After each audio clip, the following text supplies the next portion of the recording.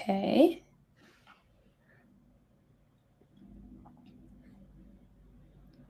Look like it's working.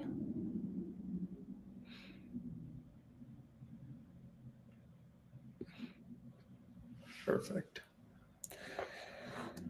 Can you tell if it's working on your side, Abdullah? Yeah, I think so. Everything's working just fine. Okay, fabulous. New platform, testing out the bugs. We'll give it a couple minutes as people start to file in.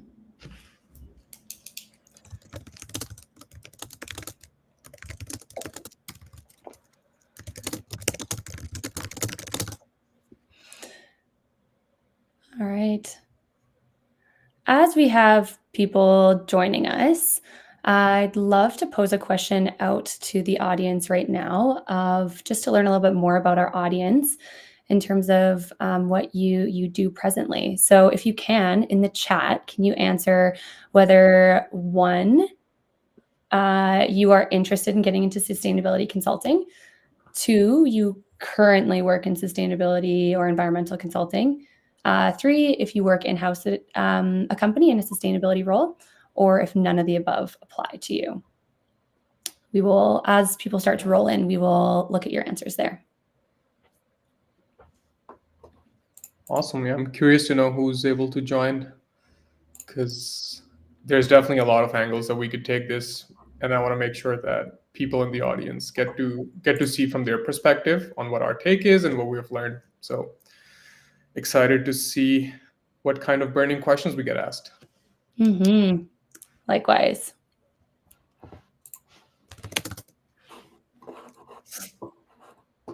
All right.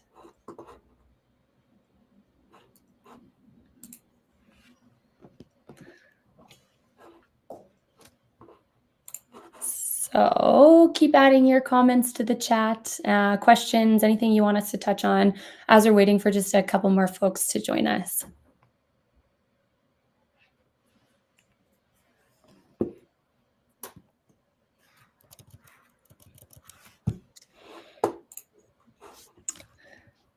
Got none of the above. Currently working in consulting after 7 years in-house. Great. It's awesome.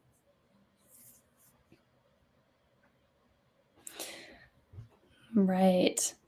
For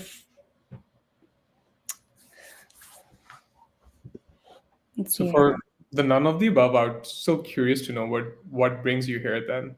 Because if there's anything we can touch base on, would still love to.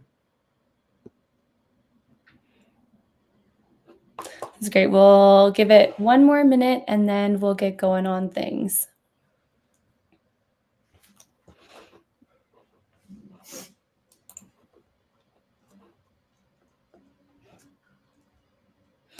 All right. Well, I think it's time that we'll get going. We don't have a ton of time to work with today. So, Abdullah, we will jump into things. My name is Sydney, and I'll give you a brief intro into Arbor, and then we'll do personal introductions. So, for those of you who don't know, Arbor is a carbon management platform.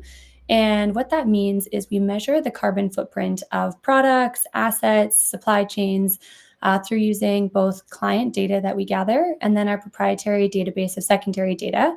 And we work with clients for a number of different reasons, clients and consultants. Some of those reasons look like reporting and compliance, decarbonization plans, engaging with stakeholders, both from an investment perspective as well as a company perspective and client perspective.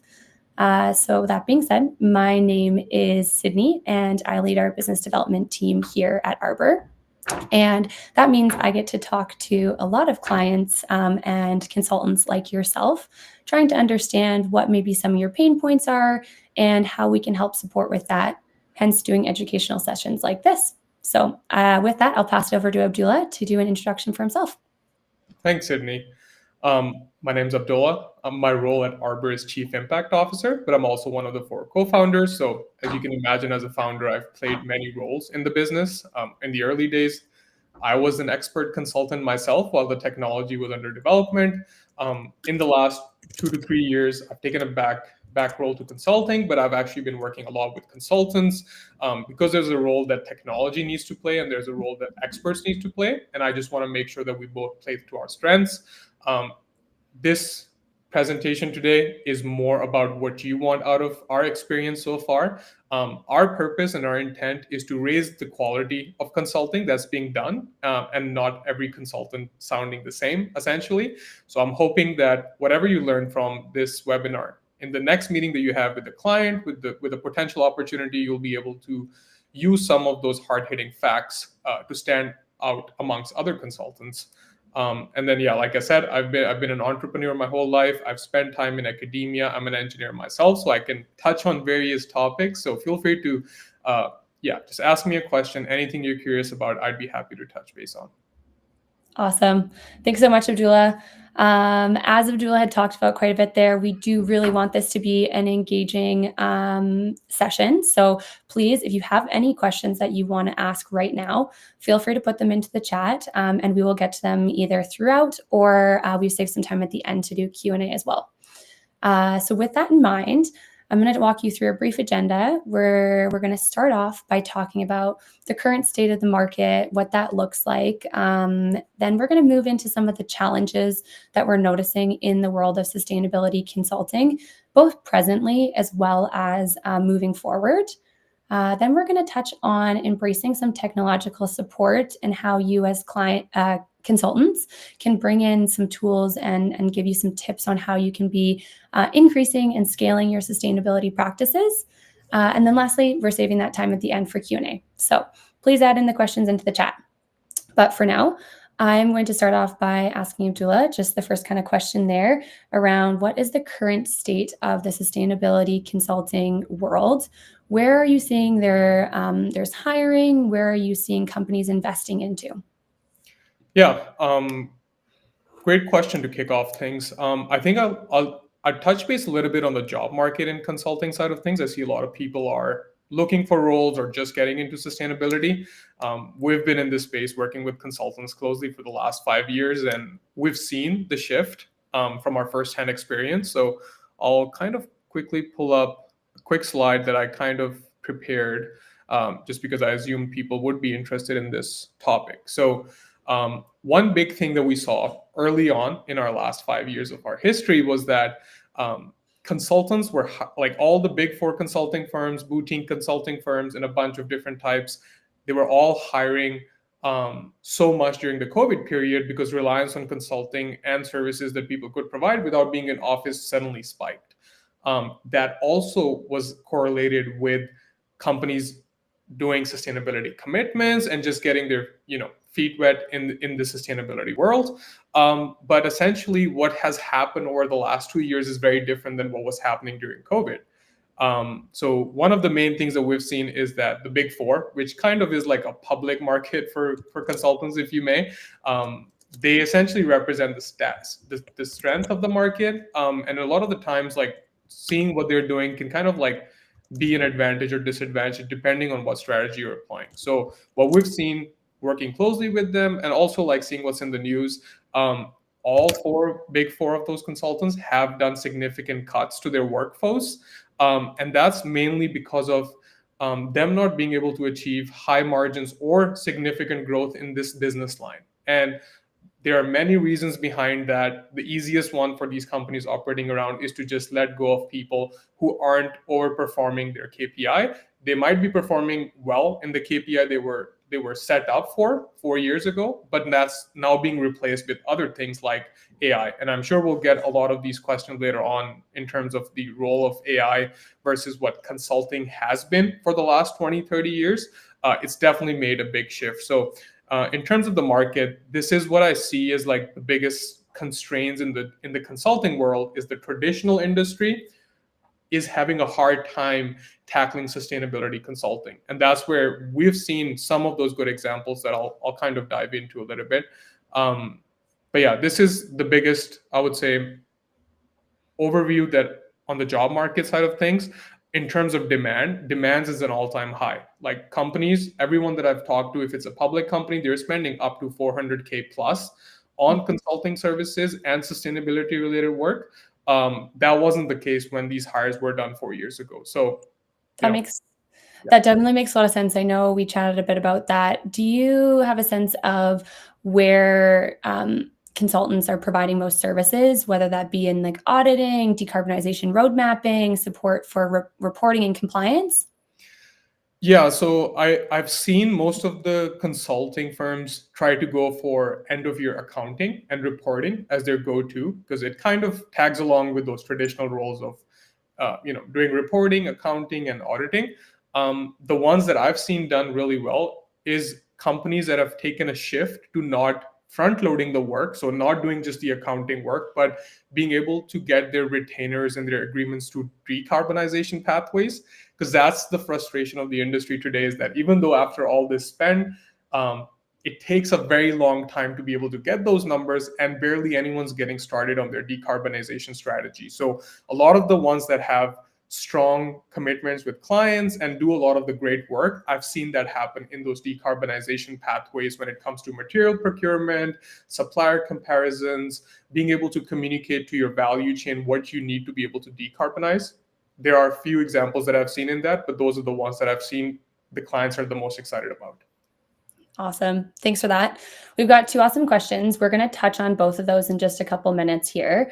I want to dive into some of those challenges that we're noticing in the market right now. So, something that we can't ignore is going to be regulations. We see a lot of regulations coming up. I know we've all been taking note of some of them. There's evolving ones, there's ones that we see coming down the line.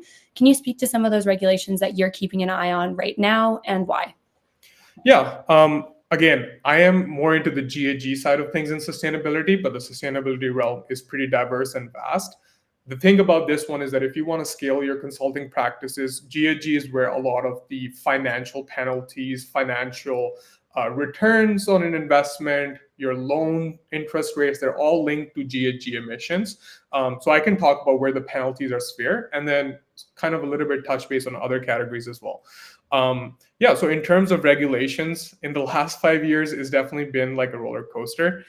If you don't keep tabs on these regulations like you do for your favorite sports team or your favorite, influencer, whatever that may be, you feel like you've missed a lot in the last few months if you haven't caught up. So Absolutely. I think the biggest thing for me is take a pick in these regulations, because depending on the clients that you want to focus in, these regulations could mean completely different things. So in terms of the ones that I've been keeping tab on, because I do work a lot globally, so it's a little bit it's a little bit region agnostic, which are CBAM and CSRD. Just because we saw them coming from a mile away, and we wanted to really build the business around these. The reason being is that Europe is an export market for everyone in the world. So North American companies, Asian companies, African companies, a lot of their export is linked to Europe. CBAM is essentially a customs tariff. So it's a tax kind of a regulation. It's not about reporting. It's not about greenwashing. It's not about those things. It's the most fundamental way of like increasing the cost of what you're selling. So increase of cost of goods sold.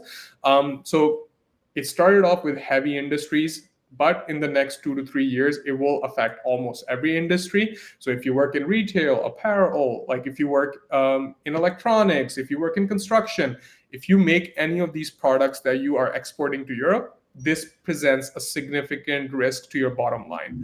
And then when that happens, every business I've talked to, and I'm originally from Pakistan, and I've talked to people in Pakistan who know nothing about regulations, they know what CBAM is because it affects their bottom line. So I found those to be a great way to like start a conversations for companies all around the world, especially if they have an export linked business. So a lot of manufacturers. Mhm. Second one is CSRD, just because anyone who is part of the value chain in Europe, so a lot of the large companies, if you're registered in Europe, CSRD is where it's a behemoth task. It's not just GHG, it's also about social and governance values. And it is a big undertaking. So I've seen a lot of panic and anxiety behind CSRD. Mhm. Yeah, those are two really, really good ones. And I see on there we've got C59, B15 as well, which are local ones to Canada here, which Arbor operates out of as well.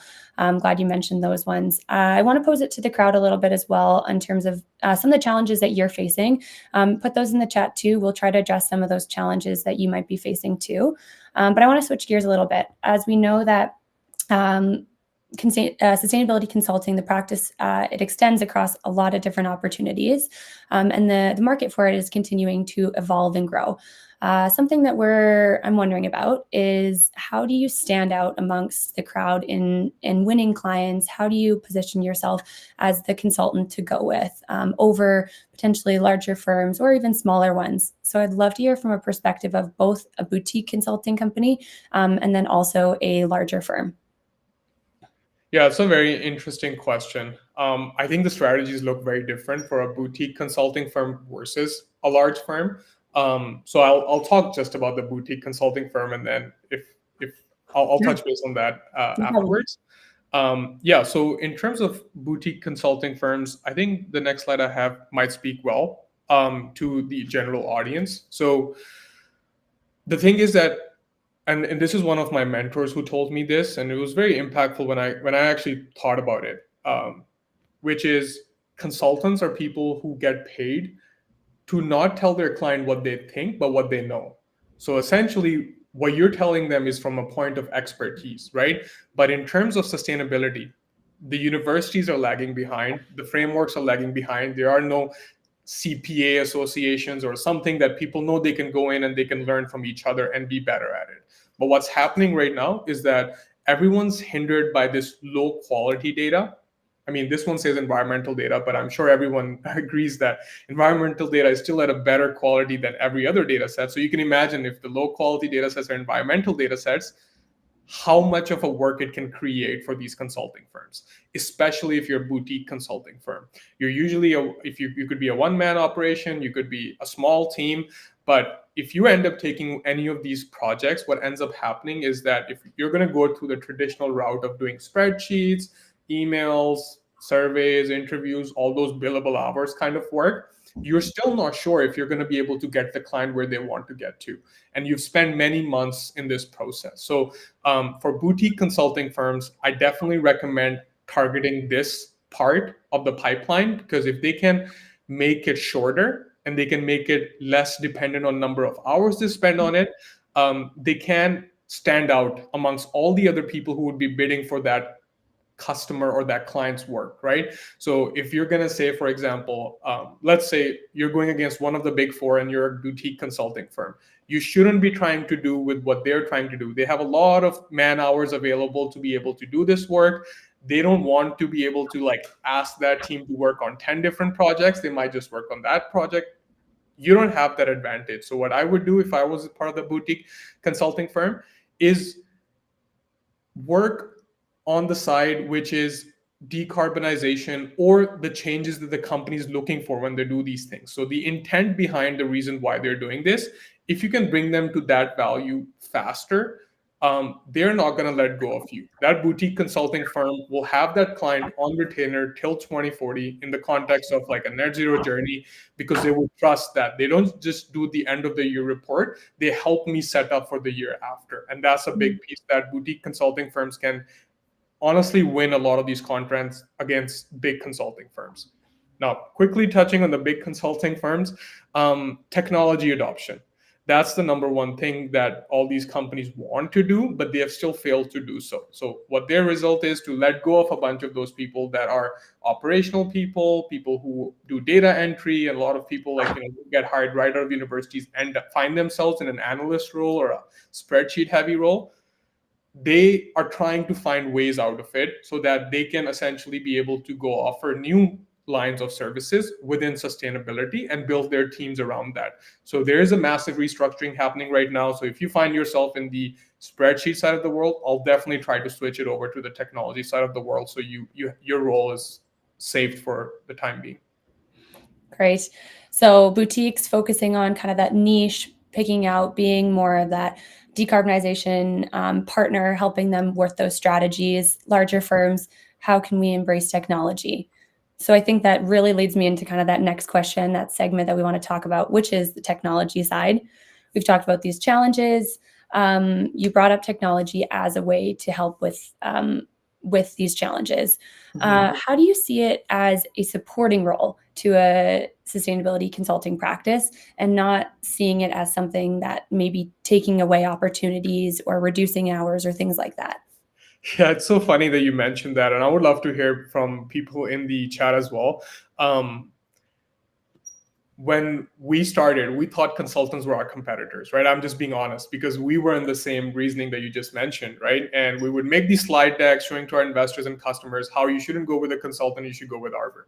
That's before we had a single client, right? So we were just trying to push ourselves and position ourselves as a solution to this problem. Um, Over the years, with experience, what we've found out is that every project that we've done, every client contract that we've done, it's all been technology based, but there's major portions of the work that is consultant based, right? Well, what I mean by that is that the technology is only as good as the person using it, right? And then if the client is uneducated, we've seen consultants come into that space. Now, the technology is only as good as the data you put into it, right? And knowing what data to collect from your supply chain, we've had to use consultants who know that supply chain better. And then a lot of the times, like making audits or doing third party services, they will always be human led because of its nature of being able to verify all this different types of work. So this is where I kind of like see the market evolving is a symbiosis between the technology and the people. Consultants are the people who are the front of the expertise, and that's why their role is so needed in the industry. But what essentially is happening is that they're going with either option A or B. No one's going with both option A and B. And that's how we see the world moving forward because nobody is going to want to do 400,000 or $500,000 of spend of each year to just to do an end of year accounting. If it doesn't come with the trickle down effect of what it looks like for year over year for the business, when times are dire, this is the thing that they will cut costs from. So I feel like if there's a symbiosis between the technology and consultants, the world moves faster together, but we both need to be better. And that's the purpose of this conversation, is that please tell us where you think technology is missing the objective or it doesn't have a solution for, because in a world where we can make anything, like we should be able to create something that helps the experts get there faster. Yeah, it's a great point. Working together is definitely the way forward, and a lot of what I hear as well. On that path, I would love to see an example of how Arbor has supported a client, or how Arbor supported a consultant in doing just that. Can you share even like a case study or something along those lines? Yeah, absolutely. I think I have a couple case slides here. So yeah, I'll kind of, I think it makes a lot more sense if everyone can imagine what the company was and it wasn't a lot of thought leadership generally. I feel like that's one of the things that'll be first replaced by AI. So yeah, I'm just going to use a specific example, and I think it'll probably mean a lot more. So this summer, we were able to help Crocs measure the impact of the classic clog. So if anyone can imagine Crocs and like the first picture that comes to mind, that's the shoe we measured. Now the problem with that company is that they're a large publicly traded company. So they can't go out just based on estimates. They can't go off of anything. They have to make everything auditable to a point where they can release it all into the public information and then follow through with their plans. They came to us in the summer asking if we were able to help them measure the product, but as well as the change in its carbon composition, so like the carbon footprint embedded into those shoes, with the many hundred, like tens of options. Like they had about 20 options between their suppliers that they could do to lower it, but they couldn't quantify it.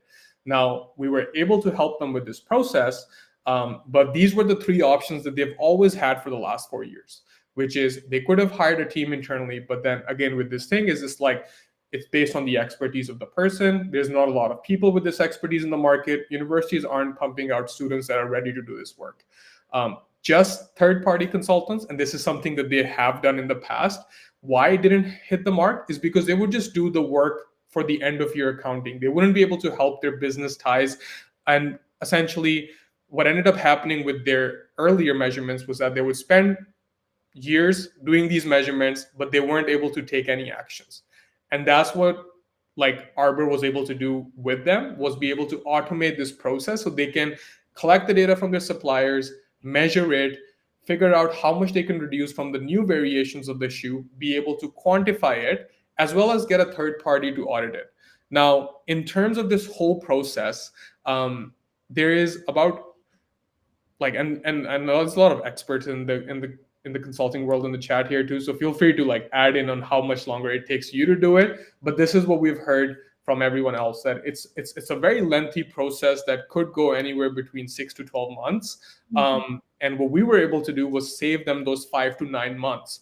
And what do they do with these 5 to 9 months? They go out there and they make sure they're able to procure the material that's lower carbon, and they're able to make quantifiable reductions to their scope 3. And just for anyone who doesn't know, scope 3 is like the carbon emissions in your supply chain. So this is the hardest thing for companies to reduce. That's the one they always avoid. They measure their scope 1 and 2, but they leave the scope 3 out. In most cases, it's more than 90%. In Crocs' case, or most retailers' case, it's 99% or more usually. So in their case, 2.7% was their scope 1 and 2, and the rest was scope 3. Just by reducing the product by 6%, they were able to reduce the company's overall carbon footprint by 3%. So again, actionable progress, actionable numbers that they can go back to their investors, they can go back to their shareholders, but as well as go back to their stakeholders like their manufacturers, and ask them, make them part of the conversation. How can we reduce the carbon footprint of everything we sell and everything we make?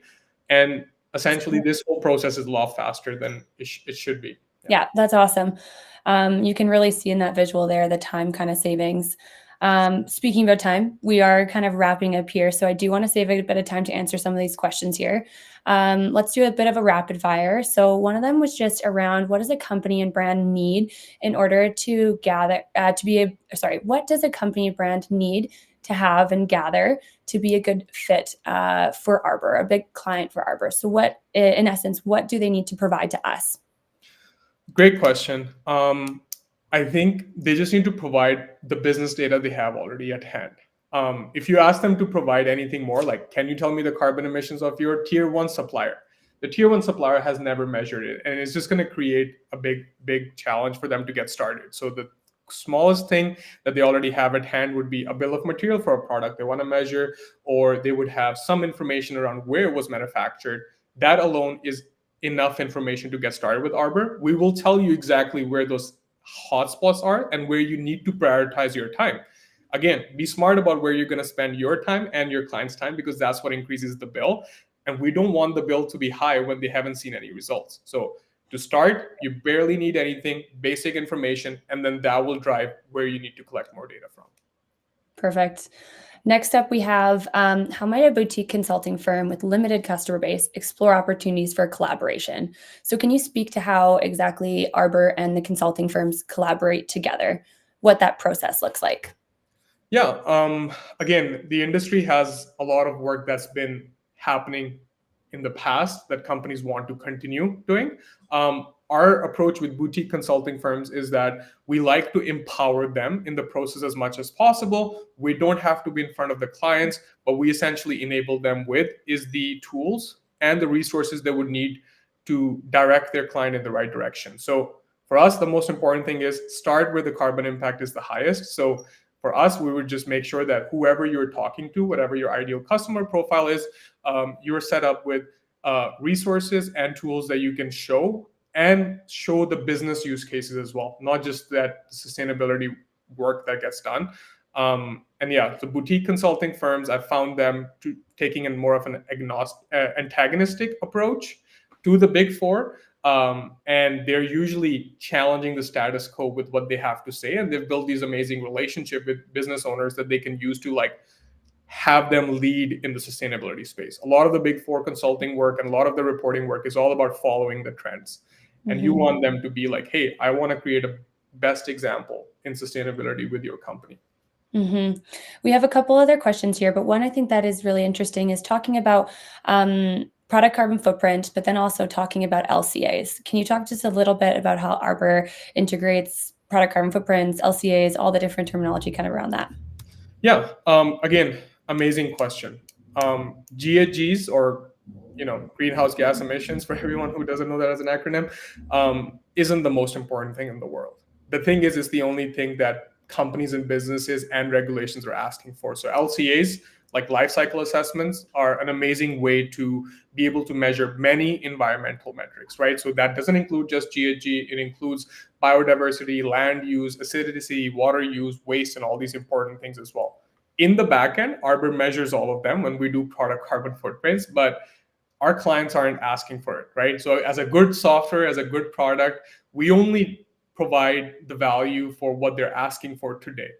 In terms of my own personal passion, like I said, I'm from Pakistan, and everyone has like I'm from a manufacturing town where there's hundreds of factories around, and everyone has like hepatitis A to Z there. It's just like, people don't even know there's the amount of hepatitis that could exist. And if you know about LCAs, you know that the water footprinting techniques aren't really good in estimating regional impact.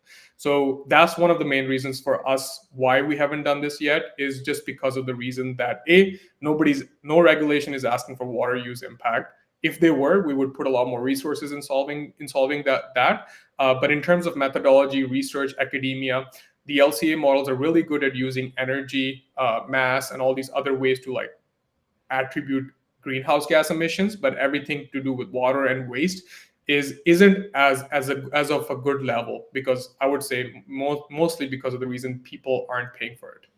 Yeah. That's great. So we are brushing up on time here. There are a couple other questions, and I want to say directly to those folks, we will reach out to you to answer your questions directly. We've got some questions around repurposing vehicles, talking a little bit about moving to decarbonization pathways, things like that. So keep an eye out for a message on LinkedIn directly from Arbor here, or from us. I want to thank everyone for joining us today. We're going to send out a video recording of this conversation, but if you have any other questions, if you have feedback for us, if you have any other conversations that you want us to chat on, perhaps we dive into like one topic for an entire conversation, we'd love to hear that. So I want to take this time. Thank you, Abdullah, for all your answers, and thank you everyone for joining us today. Thanks for being a moderator, Sid. It was an amazing time, and like you said, if people can reach out to us, tell us what they would like to hear more of, or if we weren't able to answer their questions. Like I said, it's a two-sided symbiotic relationship. You need to ask us to make technology better, and we need to ask you to be better consultants. Awesome. Okay, thanks everyone. Looking forward to doing some more of these and talking to some of you guys soon. Okay.